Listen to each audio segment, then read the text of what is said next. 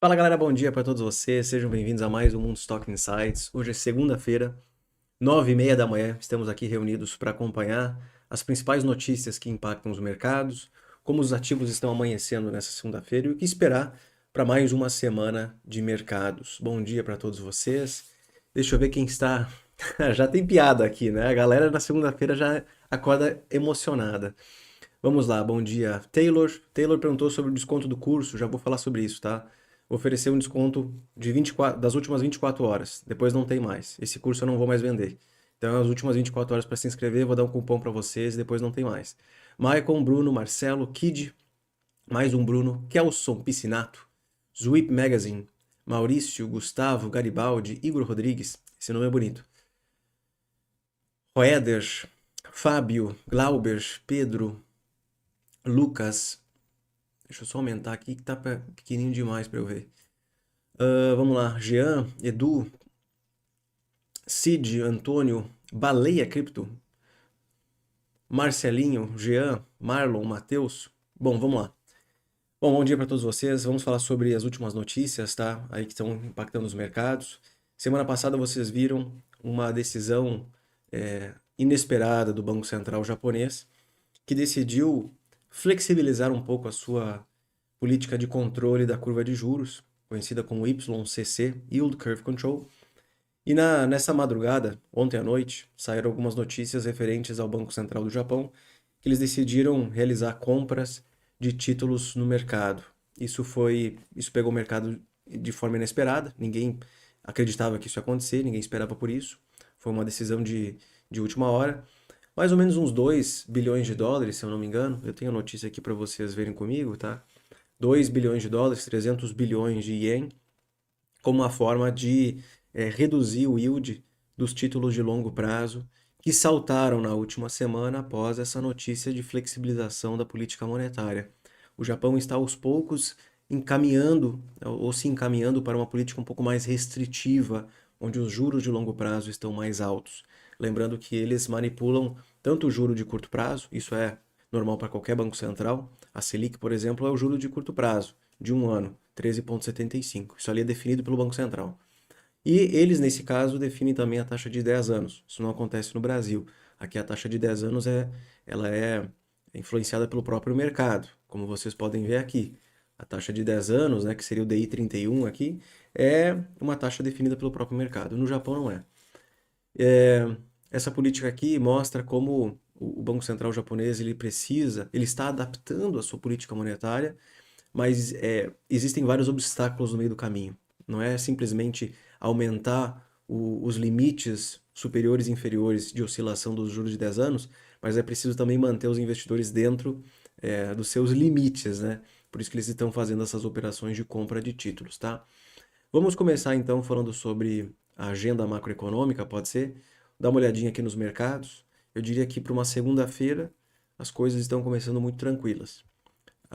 Índices asiáticos positivos, já fecharam, tá? Estão positivos. Índices europeus positivos. Índices americanos positivos. Então tá tudo mais ou menos tranquilo para uma segunda-feira de manhã. É preciso levar em consideração que o PIB da zona do euro nesse segundo trimestre cresceu 0,6%, tá? Em termos anualizados. Então o PIB cresceu 0,6% em termos anualizados e 0,3% de trimestre para trimestre. Lembram que o PIB da zona do euro vem bem mais fraco já faz algum tempo. PIB da Alemanha em contração, né? 2 trimestres consecutivos de contração, a gente chama isso de recessão técnica, também mostra que a economia por lá está bem mais fraca. Eu vi que alguém deixou uma pergunta mais cedo, tá? Foi a primeira pergunta aqui, que foi do DTSBSB, né?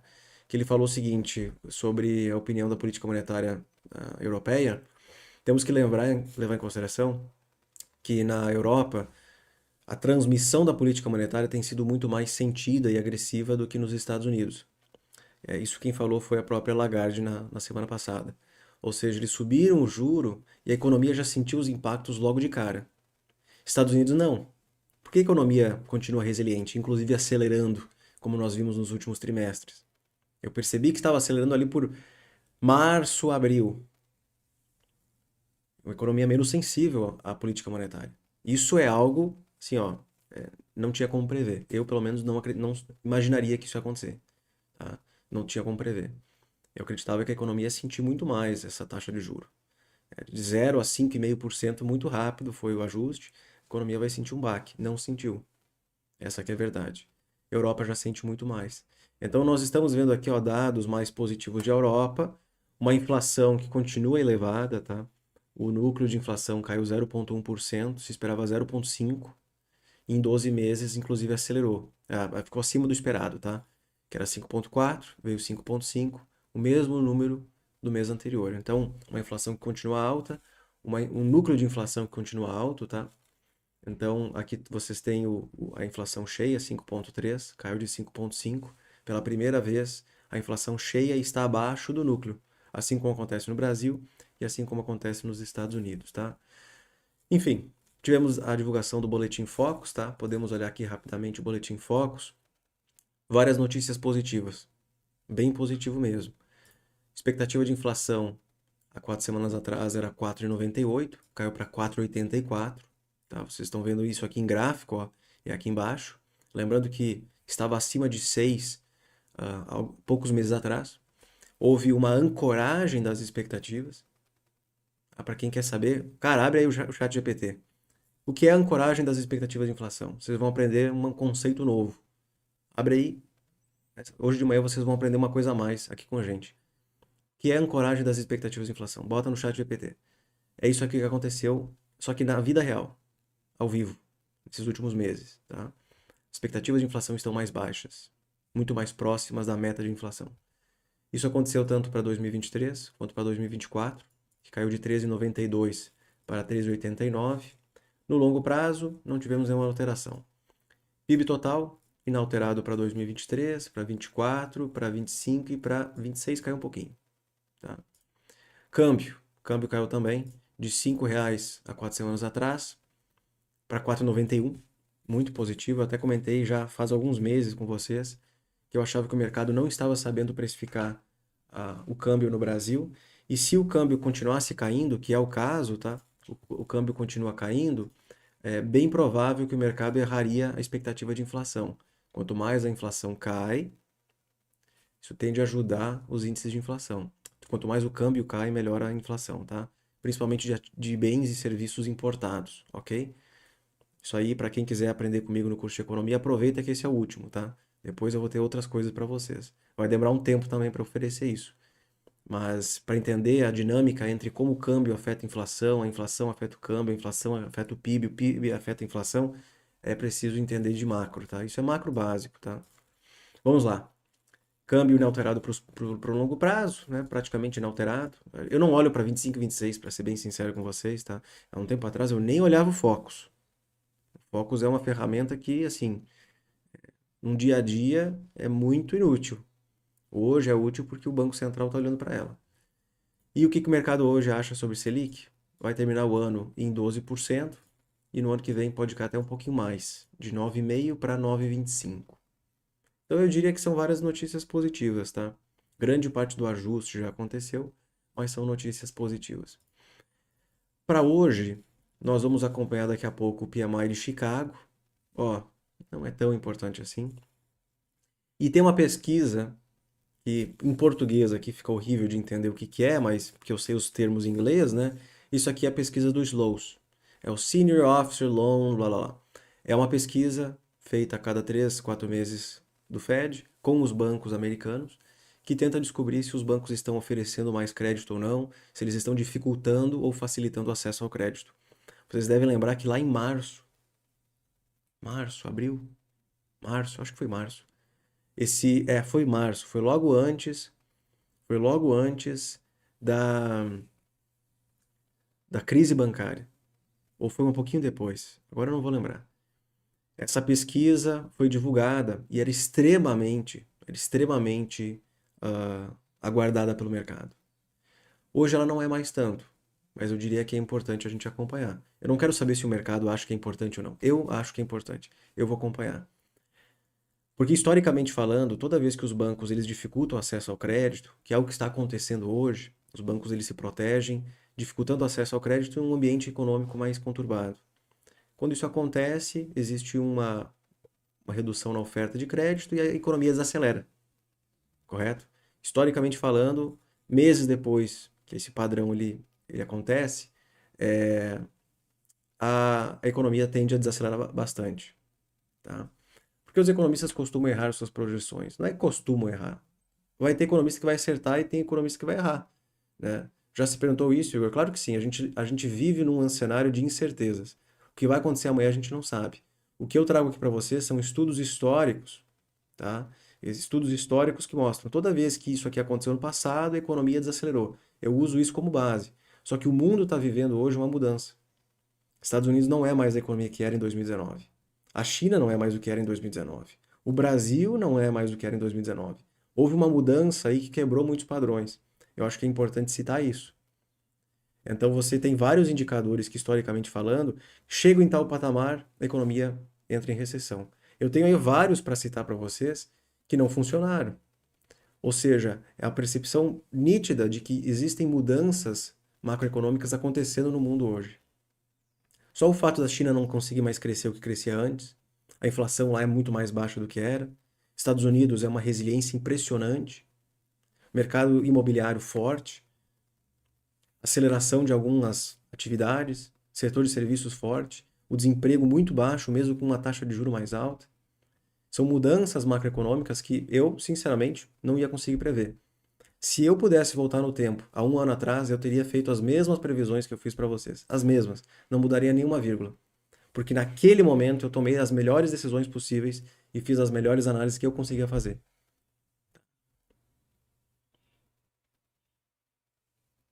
Então é isso. Vamos voltar aqui.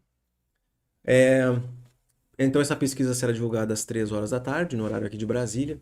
É importante para analisar o setor financeiro, né, bancário dos Estados Unidos. Aí, amanhã, dia 1º, começamos mais um mês, agosto, PMI industrial da zona do euro.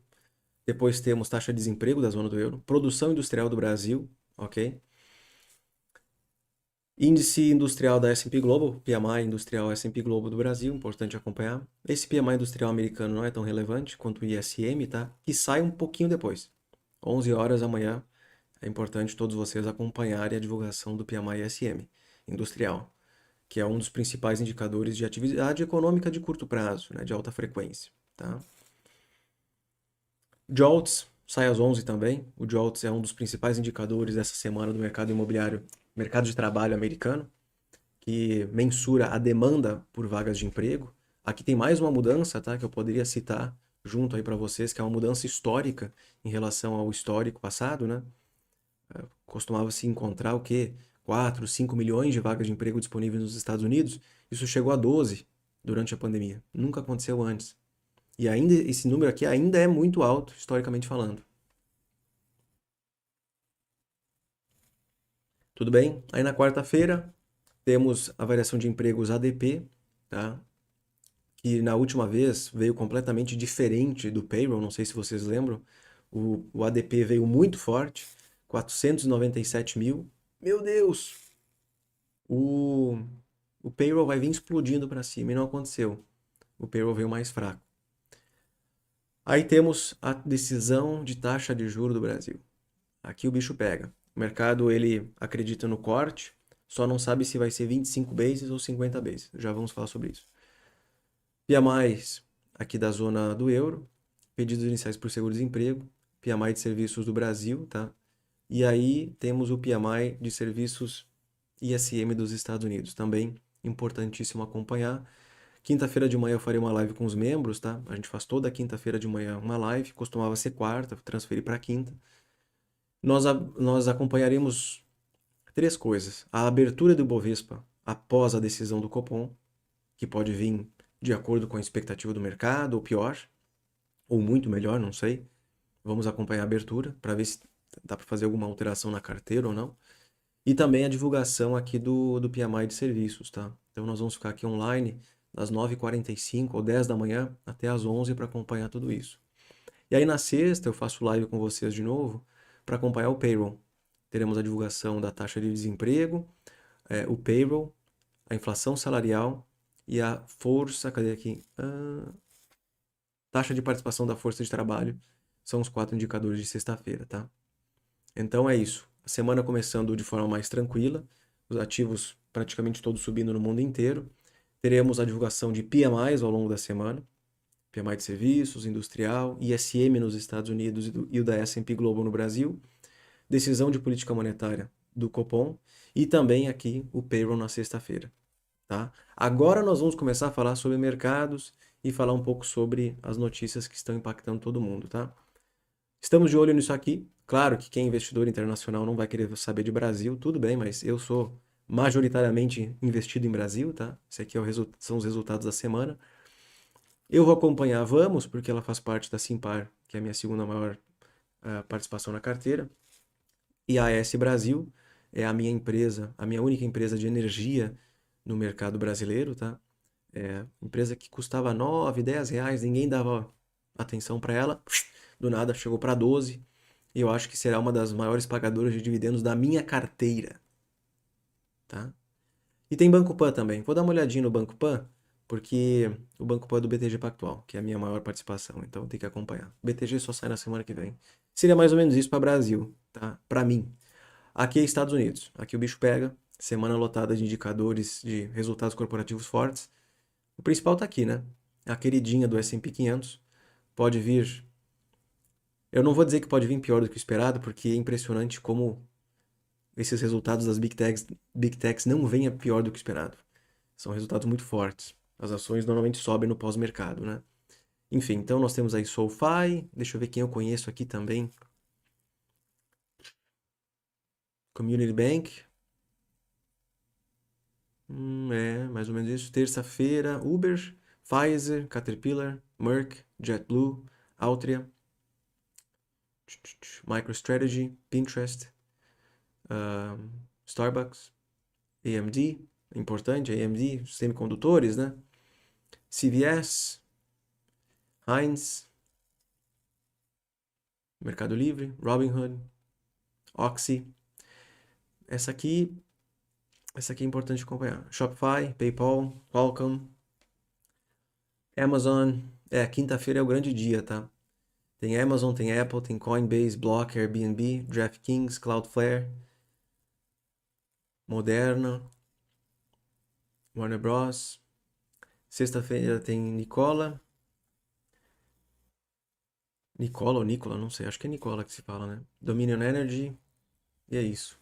Então quinta-feira, tá? Além de nós acompanharmos, o cara que investe tem que ter uma memória boa, tá? Além de quinta-feira a divulgação do pedidos iniciais por seguro-desemprego e o PMI, temos aí também resultados fortes, tá? Relevantes para o S&P 500. Amazon e Apple, tá? Deixa eu aqui mostrar para vocês algumas coisinhas que eu acompanhei essa madrugada.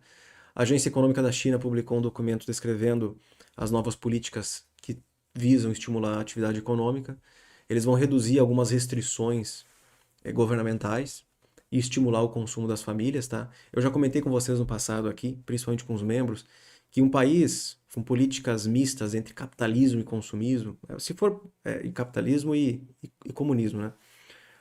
Normalmente as políticas comunistas elas restringem o consumo das pessoas, tenta controlar o que cada um pode consumir. Então nós vimos como essas políticas restritivas, intervencionistas, estavam desincentivando o consumo das pessoas. E isso tende a se reverter agora, já que o governo está tentando reduzir restrições e estimular consumo, tá? PMIs da China que foram divulgados nesse domingo, vou até mostrar aqui para vocês, domingo, ontem, ó, PMI industrial mais forte que o esperado, mais forte que o esperado e acima do número anterior. Ele está começando a se aproximar de 50. Seria uma notícia positiva, tá? Para a indústria chinesa. O PMI de serviços vem desacelerando, tá? Ele bateu o pico ali por março, fevereiro, março, e aos poucos vem desacelerando. 51,5, expectativa era 52,9 e era 53,2. Então você tem movimentos contrários aqui nos dois setores. Setor industrial em contração, mas querendo acelerar, e o setor de serviços desacelerando gradativamente, ok? Falando sobre Brasil, tá? Eu vi que eu fiz um vídeo para vocês esse domingo, falei sobre a política fiscal americana, o governo Biden gasta bastante, o endividamento cresceu mais de 1,2 trilhão de dólares em 30 dias. Existe uma emissão de títulos muito forte. Isso é uma política fiscal expansionista. E comentei brevemente sobre Brasil, né? E aí tem umas pessoas que são profissionais em leitura de manchete, só que esquecem de abrir a notícia e ler ela até o final. Os grandes profissionais de leitura de manchete, são vários que me acompanham, né? Já começam a criticar dizendo, não, o governo atual não está gastando mais do que arrecadando. É mais fácil olhar para os dados econômicos do que ler manchete. Aqui nós temos o resultado fiscal do governo central, tá? Tivemos um déficit primário pela primeira vez desde lá 2013, 14. Claro que nós estávamos com déficit desde 2013, 14, durante todo esse período, quase positivando aqui em 2019, aí veio a pandemia e tivemos um superávit pela primeira vez em muito tempo. O que afetou as contas do governo foi a PEC de transição, não sei se vocês lembram, o brasileiro esquece muito rápido. Em novembro tivemos a aprovação da PEC de transição, que inclusive gerou um caos muito grande no mercado, tá? Como vocês podem ver aqui, né? Os DIs mais longos subiram muito forte, dado que essa política fiscal expansionista ela é mais inflacionária, inclusive postergou o início do corte de juros no Brasil. Era para a Selic começar a cair em março. Era para a Selic começar a cair em março, abril, maio. Tá? Existia uma.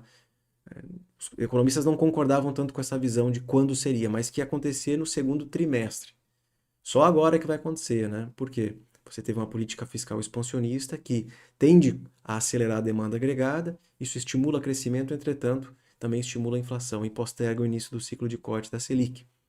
Enfim, então nós agora temos um ambiente onde a arrecadação do governo brasileiro é inferior às despesas. Por isso que se fala tanto em querer arrecadar mais. Por isso que se fala tanto em tributação. Porque sabe-se que com esse nível de gastos é preciso tributar mais. Isso acontece num governo que se diz indutor do crescimento. Então, esse déficit representa 0,41% do PIB, não é algo tão relevante assim. Só que tem uma questão muito importante, tá? A arrecadação do nosso governo foi muito forte no primeiro semestre, mas começando a desacelerar. O dado saiu semana passada, vocês podem confirmar aí. Todo mundo tem acesso ao Google, eu acho. A arrecadação começou a desacelerar. E qual é a forma de você aumentar a arrecadação para reduzir o déficit? Ou ter um superávit? Ou a economia cresce mais, ou o desemprego cai mais, ou aumenta-se as alíquotas. E eu acho que essa última é mais fácil. É mais fácil porque o governo simplesmente só sobe imposto. É mais tranquilo, né? Isso tem um peso sobre a atividade, tem um peso sobre, né, o bolso das empresas e das famílias. Enfim. Vamos falar um pouquinho também sobre o que o mercado precifica, tá? Para a Selic nessa próxima reunião, que eu acho que é o grande drive do mercado brasileiro no curto prazo. Vocês viram ações subindo muito nos últimos meses, fundos imobiliários porrando, tá? Eu tenho aqui exemplos, tá? De um fundo imobiliário que eu tenho ações, tá? Tenho cotas aqui. Vamos lá para o RBRF, tá? Eu falo sobre fundos imobiliários já faz algum tempo, tá? Você bota aqui fundos, não vou, daqui assim, ó, o negócio já subiu mais de 30%. Se fosse pegar do fundo lá, quase 40%. E eu já comentava com vocês há um bom tempo que eu prefiro fundos imobiliários, fundos de fundos ou de tijolo, do que fundos de papel. tendo em vista a depreciação desses ativos com a taxa de juro alta no Brasil. Aí aconteceu um movimento a partir de março, de queda da taxa de juro real, esses ativos eles se valorizam. Existe uma relação inversa entre o yield das NTNBs principais 2035 de longo prazo e os fundos imobiliários, tá? O IFIX no caso. Então, essa queda da Selic pode ser muito benéfica para esses tipos de ativos, embora grande parte já esteja agora no preço, correto? O que nós queremos saber é o ritmo de queda da Selic. O mercado hoje precifica 55% de probabilidade de corte de 50 bases e 42% de probabilidade de um corte de 25 basis points, tá? Eu acho, eu preciso fazer duas perguntas. O que eu faria e o que eu acho que o Banco Central fará? Eu acho que o Copom vai cortar 25. Eu cortaria 50. Tenho duas respostas para vocês. Eu acho que eles vão cortar 25 porque hoje existe um certo conflito, uma discrepância de opiniões dentro do Copom. Isso ficou muito nítido na última comunicação e na última ata. Eu cortaria 50 bases, tendo em vista que a inflação já caiu forte no Brasil, está caindo no mundo também. Nós tivemos aí uma queda muito nítida das expectativas de inflação, uma queda do câmbio também. Eu cortaria 50 bases, tá? O problema é o seguinte, cortou 50, o mercado vai querer 50, 50, 50 nas próximas. Cortou 25, o mercado na próxima vai ficar pensando se é 25 ou 50. Então é aquela coisa, né? Você dá a mão e o cara pega o braço. O mercado vai querer 50 e que nas próximas reuniões só caia 50. Ninguém vai falar em 25 bases. E aí você pode ter, inclusive, uma bela reperspectiva aí para o mercado que, em questão de retorno dos ativos, tá? Pô, cortou 50, vai cortar várias de 50 agora, bolsa tá barata. E aí pode ser que tenhamos mais um ralizinho aí no mercado doméstico, tá? Enfim. Então vamos voltar aqui para as notícias, tá? Aqui eu já mostrei para vocês, já mostrei para vocês. Aqui é a expectativa de corte da Selic, tá? Todas as notícias que eu trago para vocês, essas informações, elas são baseadas em notícias, não é apenas aqui da minha imaginação. Ó, 55% de probabilidade de corte de 0,5 e 42% de queda de 0,25. A própria Valor Econômico fez uma pesquisa, tá? Com 128 instituições, 64% delas acham que vai cair 25 bases e o restante, acho que 34%, acho que vai cair 50, tá? Então existe uma discrepância em relação ao que o mercado precifica, mas tudo bem. O que mais? Aqui temos a grande notícia do nosso novo presidente do BGE, tá? O Postman alfineta Congresso e diz que o BC é uma caixa preta, ele é contra a autonomia do Banco Central e também a privatização da Eletrobras, tá? Só para vocês terem uma ideia do nível do negócio. Mais um do governo que acha que a privatização da Eletrobras foi ruim e que o Banco Central não deveria ser independente. Vamos voltar então aqui para o mercado internacional, pode ser? Temos ali S&P 500 subindo 0,27, Nasdaq 0,25 e o Russell tentando ultrapassar os 2.000 pontos. Tá? Russellzinho tentando ultrapassar os 2.000 pontos, querendo romper aqui também essa linha, tá? Importante também. Vou botar aqui o DXY pra gente. Eu queria o futuro do DXY, que vai ficar mais fácil. DXY não consegue sair desses 100, 101 pontos, tá? Ele havia caído com a divulgação do CPI e agora voltou, principalmente com dados econômicos mais robustos dos Estados Unidos, com pedidos iniciais por seguro-desemprego mais fracos e também indicadores de... Qual foi o indicador que fez ele subir mesmo? Foi o pedido inicial por seguro-desemprego, não foi o payroll. Saiu há 2 semanas atrás. 2 semanas atrás. Não foram os PMIs, né? Eu não lembro mais qual foi o indicador. Mas que fez ele retomar essa alta de novo, tá? 101, 102, 100 pontos. Eu gostaria de tendência. Tendência. Quanto mais o DXY cai, mais positivo isso é para commodities, para criptos e para mercados emergentes. Vamos ver o juro de 10 anos, pode ser? Juro de 10 anos, praticamente de lado, nessa segunda-feira, a 3,96, ok? Mercados asiáticos reagindo muito bem a essas notícias da China, viu? Hang Seng acordou bem emocionado hoje de manhã, uma alta de 0,82%. Abriu com gap, tá? Chegou a subir bem mais, fechou em 0,82, só que não teve uma reação tão positiva assim de commodities metálicas, tá? Commodities metálicas, sim, não aconteceu quase nada. Olhando para minério de ferro, tá? 107 dólares a tonelada.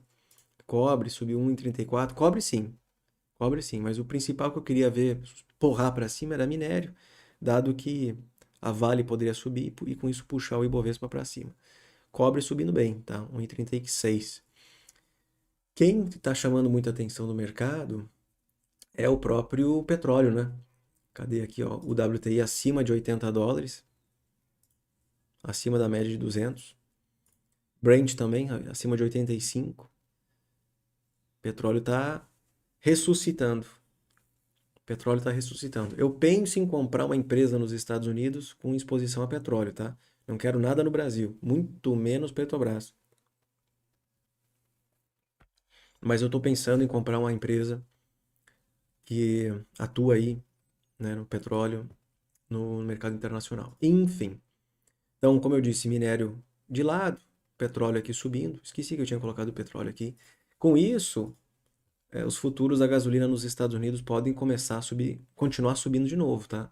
Vocês estão vendo aqui uma alta bem interessante dos futuros da gasolina, maior cotação desde abril, e se ultrapassar os 2,90, quase 3 dólares o barril, o galão, seria a maior cotação desde outubro, tá? Então tem que cuidar um pouquinho isso. Isso pode pressionar o CPI, tá? O CPI que hoje está 3%, poderia voltar a 3,5%, 4%, enquanto o core está caindo. O core vai continuar caindo, ok? O que mais? Acho que é mais ou menos isso, tá? Eu não tenho mais nenhuma notícia aqui para vocês. Aqui já foi. Aqui o mercado brasileiro está abrindo. Vamos ver aqui. Tudo tranquilo. Alta de 0,80 o índice futuro, seguindo o mercado internacional e na expectativa do corte da Selic, tá?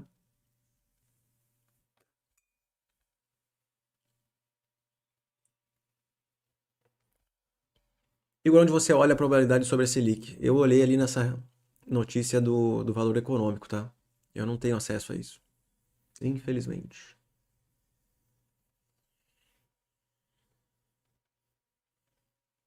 Perguntas? Vamos lá, dou uns minutinhos para vocês fazer algumas perguntas aí. Ah, para quem questionou sobre desconto do curso, tá? É que eu não queria mais vender esse curso. Eu estou planejando fazer algo novo para vocês. Mas eu vou colocar então uma promoção de 40% de desconto de novo, um cupom das últimas 24 horas, tá? Depois não tem mais. Depois não tem mais. Não adianta mandar mensagem. Não tem mais. Então, esse QR Code aí vocês conseguem escanear ele, vai ter um link que vai direto, tá? Com o desconto. Se quiserem colocar o desconto, tá? O desconto chama-se macroeconomia. O cupom chama-se macroeconomia, tá? É só ir lá no site que vocês vão ter acesso, tá? Igor, aonde você viu o corte de gasto do Brasil? Eu não vi, não teve corte de gasto no Brasil. Você faz análise de FIIs também? Olha, eu não falo tanto assim de FIIs, tá? Eu tenho uns 5 ou 6 FIIs na carteira, mas o meu objetivo é escolher alguns FIIs, aqueles que estão depreciados, ganhar ali meus dividendos, ter o ganho de cota também, né? A apreciação da cota, ganho de capital. Mas eu não tenho assim tanta coisa em FIIs, tá? Eu tenho 15% da minha carteira em FIIs.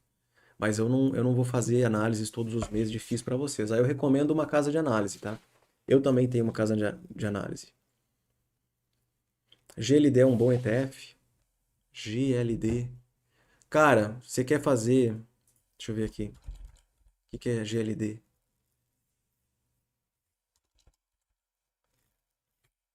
Só um pouquinho.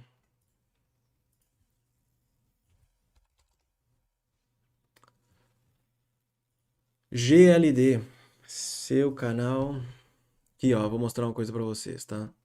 Semana passada eu fiz um vídeo falando sobre commodities para vocês, né? E eu gravei um para os membros, as melhores ETFs de commodities. Eu falo sobre ETFs de ouro aqui dentro, por exemplo, tá? Vou só tirar aqui, ó. Olha que menino bonito, tá? Aqui dentro nós temos, eu fiz uma planilha para vocês, que inclusive pode ser baixada, tá? que eu falo sobre as principais ETFs de commodities no mercado internacional, tá? Não no mercado brasileiro, porque aqui elas têm pouquíssima liquidez, eu não gostei, mas sim no mercado internacional. Então, se vocês quiserem assistir, tá?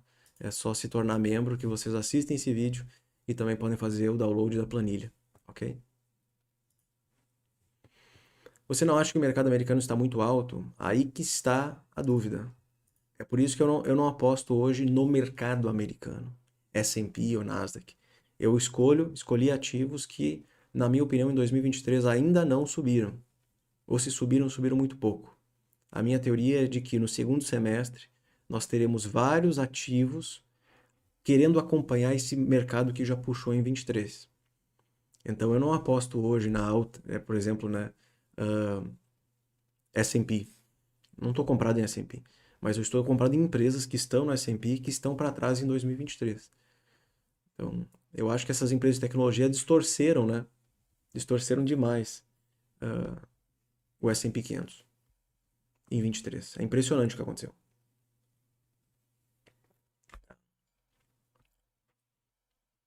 que mais? Igor, você vai fazer um vídeo montando como atualizar o heatmap dos indicadores? Eu preciso fazer. Do Brasil é mais difícil, né? O acesso aos dados no Brasil é bem complicado. Eu tenho que fazer, sim. Eu tenho que, inclusive, atualizar esses dados com vocês. A planilha, né? ETF de Bitcoin do Brasil seria uma boa? Olha, se o seu objetivo é apenas capturar, se o seu objetivo é apenas capturar os rendimentos, é uma boa. Só cuida o custo dessa ETF, tá? Tem que olhar o custo, tem que olhar a composição. Não é simplesmente pegar e comprar do nada, né? Heatmap já tem no TradingView. Sim, mas eu tenho o meu heatmap. Eu tenho o meu do Brasil e dos Estados Unidos, onde eu faço os meus estudos. Igor, em qual site você busca informações sobre dados das empresas? Pergunto porque existem divergências entre diversos sites, TradingView, Status Invest. Eu olho tanto dentro do RI da empresa, tá? Eu olho nos Estados Unidos eu uso a Morningstar e no Brasil eu uso a Com Dinheiro, ok? Estados Unidos eu uso Morningstar e no Brasil a Com Dinheiro. As duas são para mim as melhores.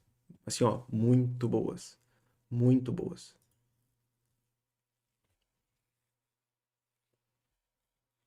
Tá?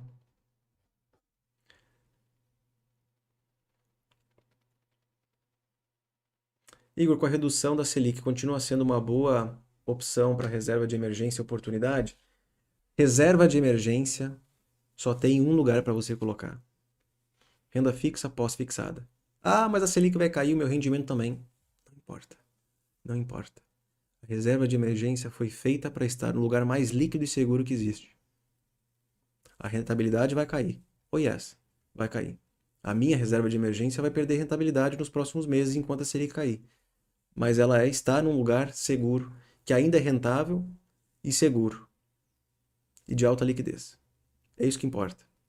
Tá? O resto, bom, aí está em outros ativos que talvez não percam tanta rentabilidade com a queda da Selic. Tá? Curso comprado, obrigado pela oportunidade. É o último 40% de desconto, não tem mais, tá? Se você comprar ele tem 12 meses, tá, José? 12 meses para você concluí-lo. É bastante tempo. É bastante tempo. Os próximos terão um formato diferente. Tá? Mas eu nem comecei a fazer, então vai demorar. Esquece.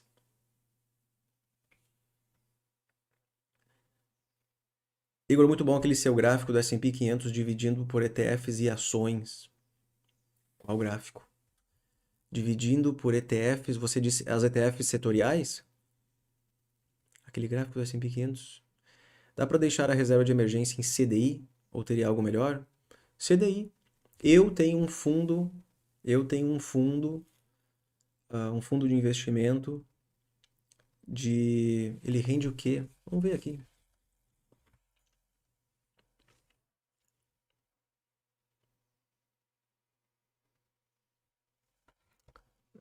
Como é que é o nome?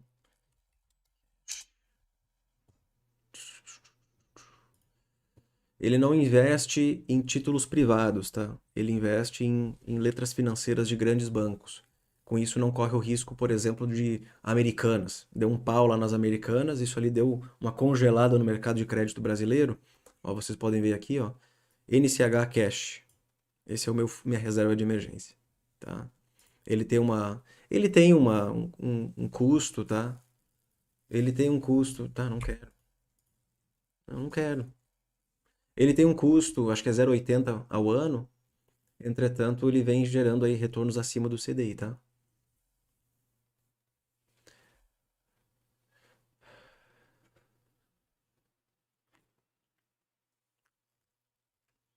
É 0,80.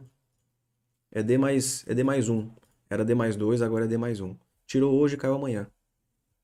Eu gosto. É minha reserva de emergência. 350 milhões. Volatilidade bem baixa, tá? Ó o Sharpzinho. Vocês sabem calcular o Sharp? Tem um vídeo no YouTube aí. Coloca ali, Igor Moonstock, como calcular o Sharp. Aí, é isso aí. E não é recomendação, tá? E também não é propaganda. Eu gosto desse fundo aqui. Eu sigo o gestor nas redes sociais. Acho ele muito, muito bom. Gosto muito do Serjão.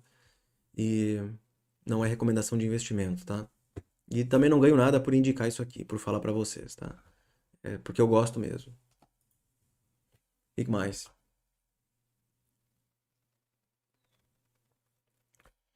Small cap nos Estados Unidos, eu acho uma boa, tá? Eu tenho falado bastante sobre isso lá para os membros, até demais. Eu tenho publicado muita coisa da minha carteira para vocês. Eu não vou mais publicar, vou deixar para os membros mesmo. Porque depois vão me cobrar. Pô, você falou tal coisa, e aconteceu ou não aconteceu?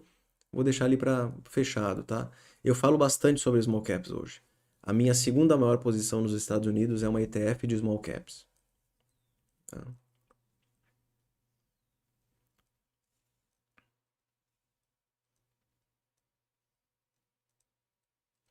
Índice Sharp usava muito quando ele usava o MetaTrader. Tá, mas o índice Sharp é um cálculo de eficiência da relação risco-retorno de fundos de investimento ou de carteiras. Não sei se era muito usado, se é qual é a função disso no MetaTrader. Não tem nada a ver para day trade.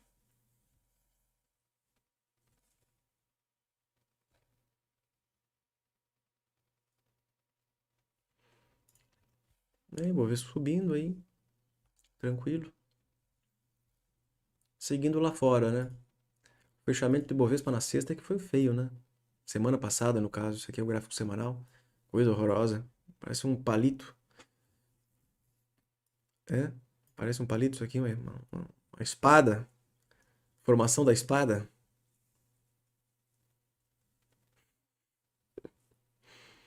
Feito? Galera, agradeço a participação de vocês aí, tá? E a gente se vê novamente na quinta e na sexta. Quinta de manhã, sexta de manhã. São as duas próximas lives que eu farei com vocês, tá? Feito? Até mais. Valeu. Obrigado.